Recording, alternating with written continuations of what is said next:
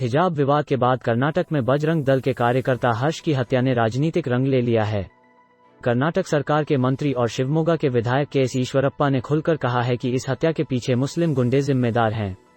वहीं हिजाब विवाद पर कुछ न बोलने वाली विश्व हिंदू परिषद (वीएचपी) ने भी इस्लामिक पर निशाना साधा है। हर्ष की हत्या से इलाके में तनाव की स्थिति है। पूरे इलाके में कर्फ्यू लगाकर रैफ की तैनाती की गई है। वहीं हर्ष के परिवार के लिए हिंदू संगठनों ने क्राउड फंडिंग से 1 करोड़ रुपए जमा करने का अभियान चलाया है। इसमें 16 लाख रुपए अब तक जमा भी हो चुके हैं। शिवमोगा से पहले बागलकोट जिले में भी प्रकाश लुनार नाम के एक हिंदू एक्टिविस्ट पर हमला किया गया था। उन्हें भी गंभीर चोटें आई हैं। उन्हें लेकर भी कहा जा रहा है कि इरादा उनकी हत्या करने का ही था। इस बार मंत्री ईश्वरप्पा ने संभाली कमान, कहा इसके लिए कांग्रेस जिम्मेदार। हिजाब विवाद में कर्नाटक के एजुकेशन मिनिस्टर बीसी नागेश ने मोर्चा संभाला था, तो इस बार ग्रामीण विकास और पंचायत राज मंत्री ईश्वरप्पा राज्य सरकार की तरफ से सामने आए हैं। मंत्री ईश्वरप्पा ने कहा, मैं शिवमोगा को अच्छी तरह जानता हूं। वहां की हर घटना की जानकारी मेरे पास आ जाती है। हर्ष की हत्या के पीछे मुस्लिम गुंडे हैं, क्या इसके पीछे हिजाब विवाद है? इस पर ईश्वरप्पा ने कहा कि इसके पीछे कांग्रेस है। शिवमोगा सीट से ही विधायक के.एस. ईश्वरप्पा के बयान ने आग में घी डालने का काम किया। ईश्वरप्पा एबीवीपी के कार्यकर्ता रहे हैं, तो सीधे राजनीति में आने से पहले इनकी पहचान आरएसएस स्वयंसेवक के रूप में रही है। हालांकि पिछली बार की तरह ही इस बार भी राज्य के सीएम बसवराज बोम्मई ने मंत्री के बयान से पल्ला झाड़ लिया है।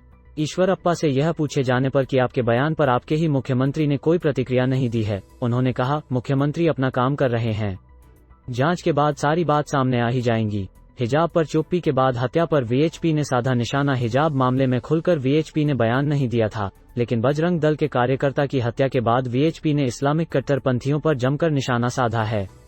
पदाधिकारी सुरेंद्र जैन ने कहा, शिवमोगा में कार्यकर्ता हर्ष की हत्या घोर निंदनीय है।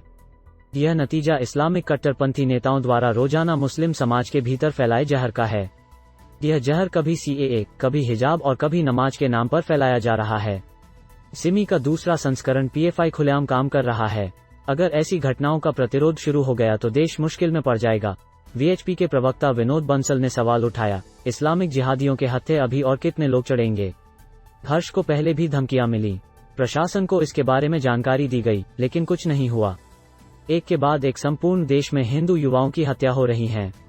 यह निंदनीय है। राज्य सरकार इस मामले में पूरी जांच कर हमलावरों को जल्द से जल्द गिरफ्तार करे। पदाधिकारी शशिकांत शर्मा ने कहा, जो लोग इस हत्या के पीछे हैं, उन्हें फौरन गिरफ्तार किया जाए। आतंकवादी संगठन सिमी बैन है। इसी तरह अन्य संगठनों को भी खोज कर निकालना चाहिए और बैन करना चाहिए। बीजेपी का गढ़ है शिवमोगा। येदियुरप्पा यहीं के शिवमोगा कर्नाटक में बीजेपी के बड़े चेहरे और पूर्व सीएम बीएस येदियुरप्पा का गढ़ है। यहां की शिकारीपुर विधानसभा सीट से येदियुरप्पा 8 बार विधायक रहे हैं। हालांकि किसी भी मामले में येदियुरप्पा का अब तक कोई बयान नहीं आया है।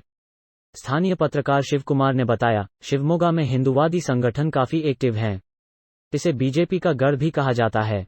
हर्ष को पहले भी धमकियां मिली थीं, लेकिन शिवमोगा के भीतर उस पर हमला हो जाएगा, इसका किसी को भी अंदाजा नहीं था, शायद उसे भी नहीं। हिजाब पोस्टर गर्ल की तर्ज पर हर्ष के लिए क्राउड फंडिंग। हिजाब विवाद की पोस्टर गर्ल मुस्कान को 5 लाख रुपए के इनाम के साथ और भी गिफ्ट इस्लाम के पैरोकारों की तरफ से मिले थे।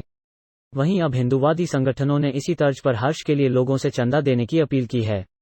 टारगेट 1 करोड़ रुपए का है। एक दिन में 16 लाख से ज्यादा की रकम इकट्ठा हो गई है। हर घंटे यह आंकड़ा लगातार बढ़ता जा रहा है। क्राउड फंडिंग की मुहिम हिंदू ह्यूमन राइट्स के लिए लड़ने का दावा करने वाली ऑक्सफोर्ड यूनिवर्सिटी की पूर्व प्रेसिडेंट रश्मि सामंत ने शुरू की है। क्राउड फंडिंग के लिए तैयार की गई पोस्ट में लिखा गया है कि हर्ष अपने घर में अकेला कमाने वाला था। वह बेखौफ कार्यकर्ता था। 8 सालों में उसके खिलाफ कई फतवे जारी किए गए। बागलकोट हमले के लिए भी हिजाब विवाद को ही मान रहे विजय शिव कुमार ने कहा, हिजाब विवाद के बाद से ही पूरे कर्नाटक में हिंदू बनाम मुस्लिम झगड़े तेज हो गए हैं। सोशल मीडिया पर झड़पें हो रही हैं। बागलकोट के प्रकाश लुनार ने टीपू सुल्तान से संबंधित एक पोस्ट पर स्माइली इमोजी लगाकर पोस्ट किया था। ऐसा नहीं है कि इस तरह की सोशल मीडिया पोस्ट पर कमेंट पहली बार आए हैं, लेकिन चूंकि हिजाब विवाद अभी थमा नहीं था, तो लुनार पर 19 फरवरी को हमला हो गया। उसके हाथ और पैर पर चाकू से हमला हुआ। समय से अस्पताल पहुंचने की वजह से वो बच गया। इस हमले के पीछे हिजाब विवाद ही वजह है।